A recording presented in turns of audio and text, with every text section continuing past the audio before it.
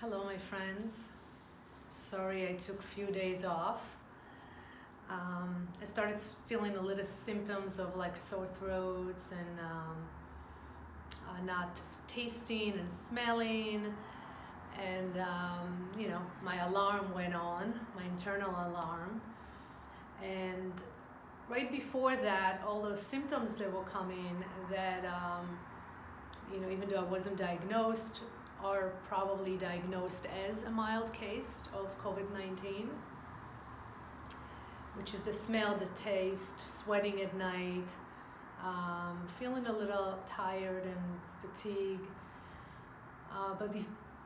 Right before that, what I noticed is my emotion, the ride of the emotional state of our being going through this time is what really make me more curious.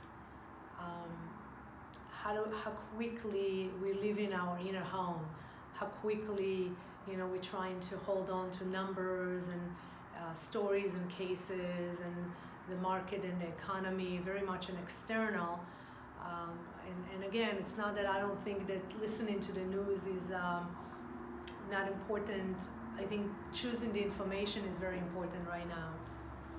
And I'm listening how, reading how Russia handled the whole situation and how we handling it, and if we're not going to do something about it, how this is going to be in 3 months from now. And I noticed how in one way it's it's yes, this is what's happening, but what are we doing with all this information, and what can we do right now? What can you do for you right now in order not to go through what are you doing actually? Do you have an anxiety, and what do you do with that? How do you channel it, and how do you allow those emotions to come up and not freak out? I'm really curious about how each one of you handling it. I know that I had moments that I felt like I can't breathe, and it was about 3 moments at nighttime that I couldn't breathe, and I have all those yogic meditation breathing technique, which I take a deep inhalation, I hold the breath, and I push the navel out, and of course I can hold the breath for like 30 seconds and push the navel out and feel this burst of energy again. But I definitely felt anxiety of as if I can't breathe. And maybe it's part of the virus, the way it's behaving and transforming our body is, and I felt like tingling in my nostril and dryness and, can taste, can eat, not having an appetite.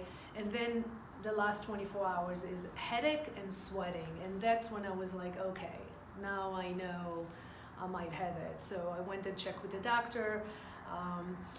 Amazing again, they wouldn't give me the test, but basically he said, let's assume that you have it. And I feel blessed in a way that I have a mild case, let's say that, and that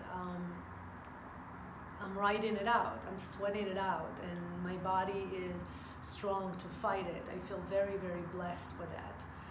I've been doing, since I came back from traveling, I've been doing a lot of chlorophyll to balance the acid in the body so you don't attract bacteria. I've been doing the Nassia oil, which is have eucalyptus and sesame.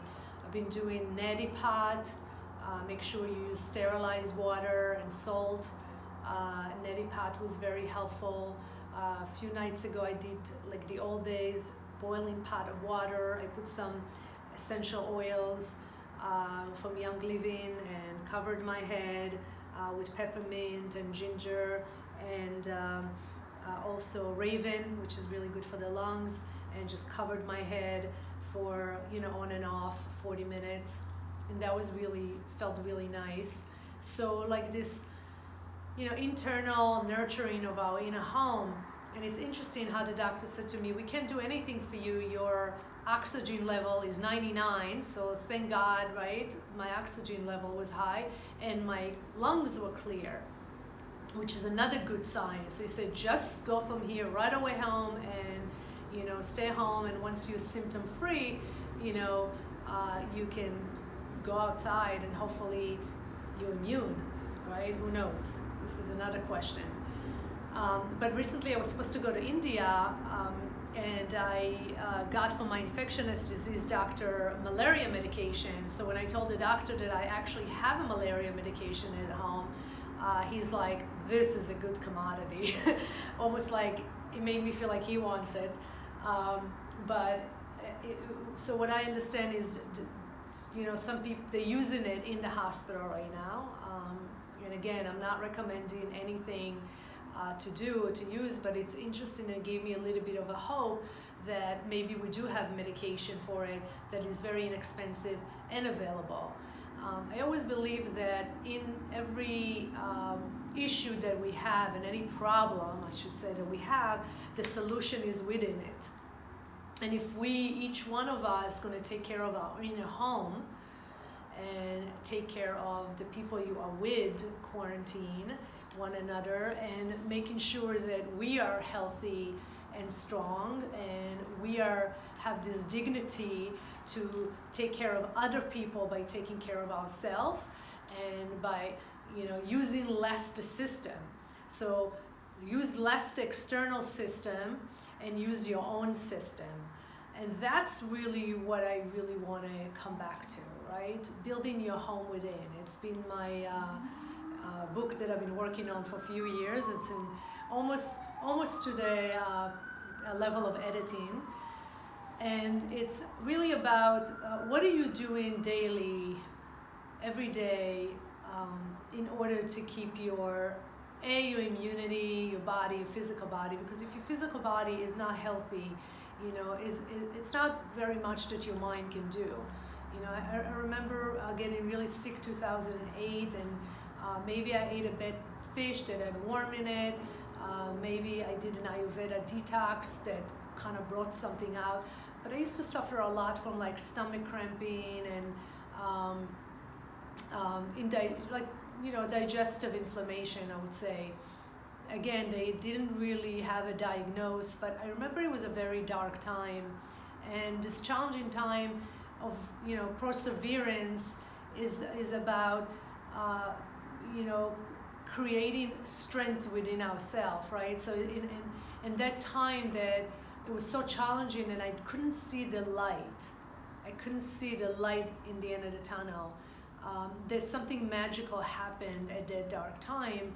Is it, asking for help and being in a place of surrendering and not knowing and accepting my situation was the beginning of the liberation and coming into the light.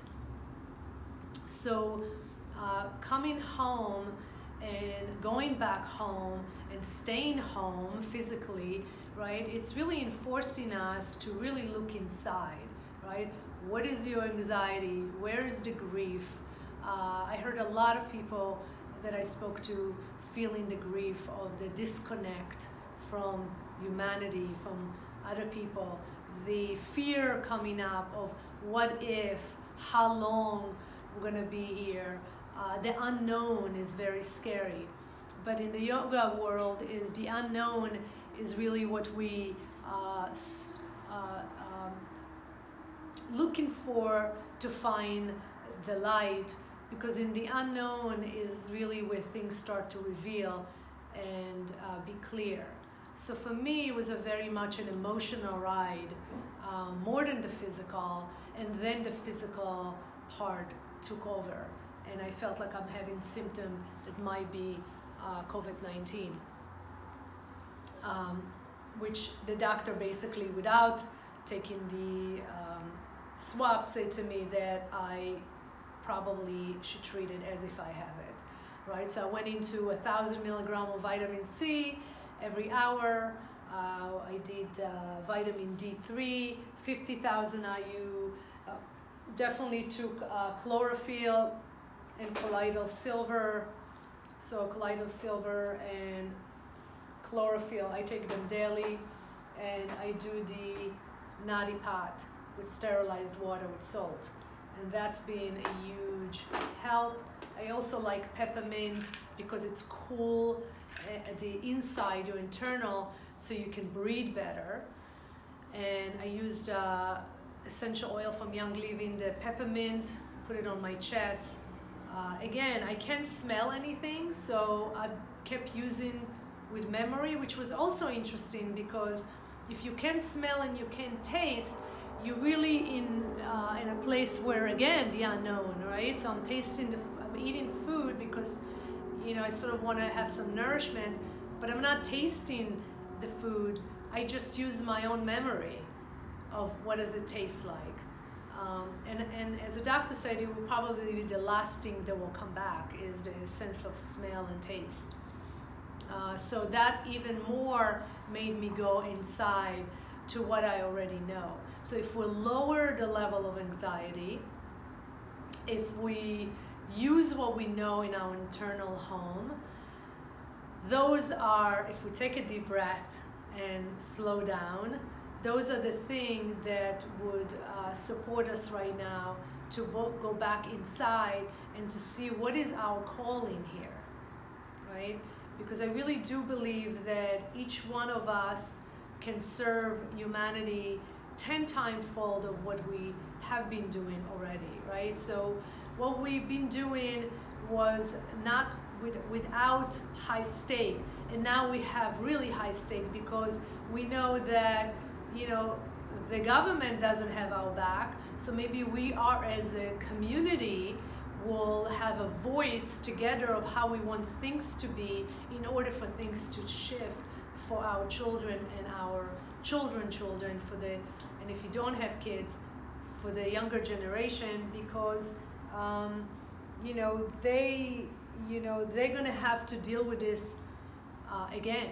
So we might as well clean this up really thoroughly this time, so we can see how can we be better for the environment, how can we live with a more simple life.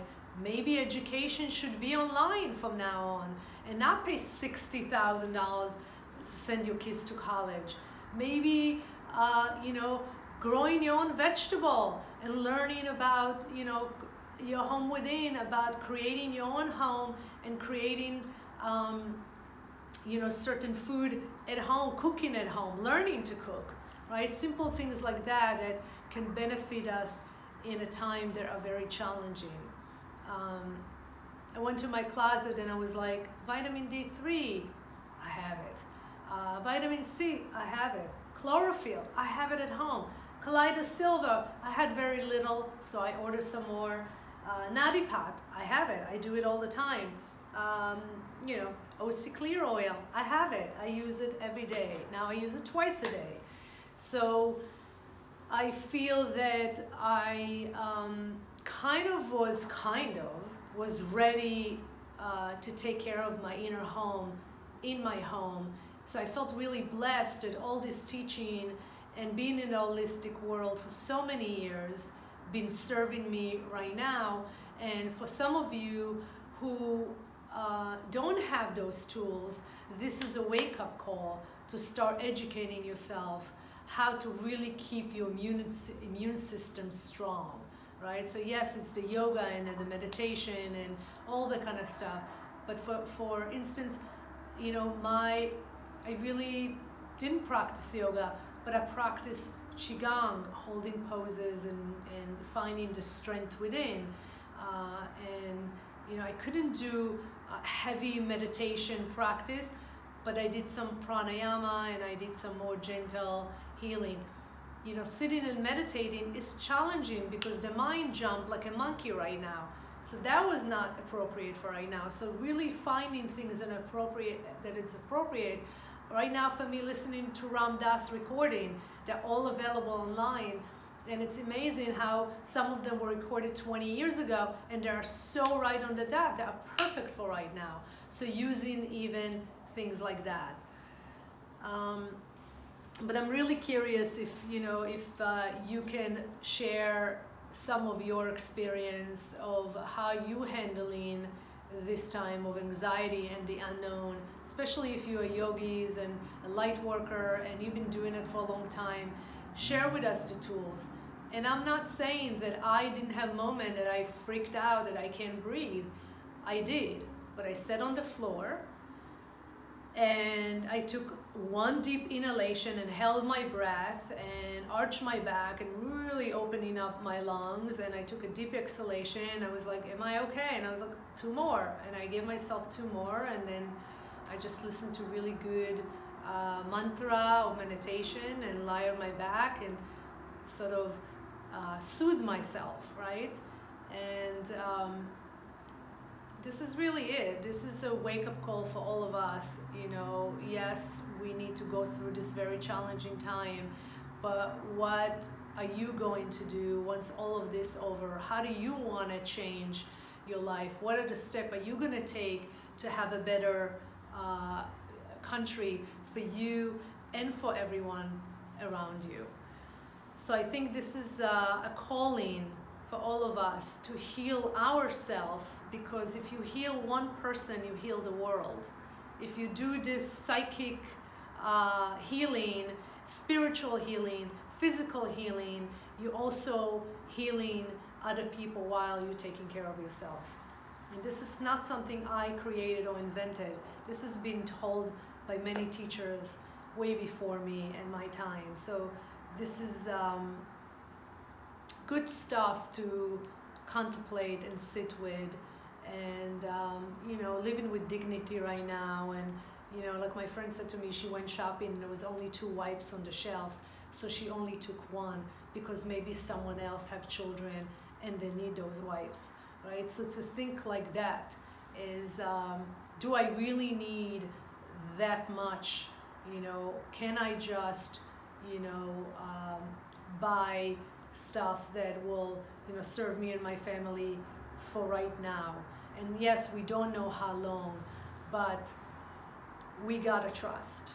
With all of this, is the message is surrendering, trusting, choosing which information you are taking in, and also don't get stuck in the numbers, because the numbers are really, I'm not sure they're accurate, but I also don't think they are anxiety free. I think I'm gonna finish with that. I'm sure there's more to say, but I will stay in touch. And I am, as you see, I'm strong and healthy, even though I was diagnosed with COVID-19 without the test. So I just want to say that, you know, living with dignity right now and surrendering for what is, and thinking and writing what is your calling through this time. Thank you.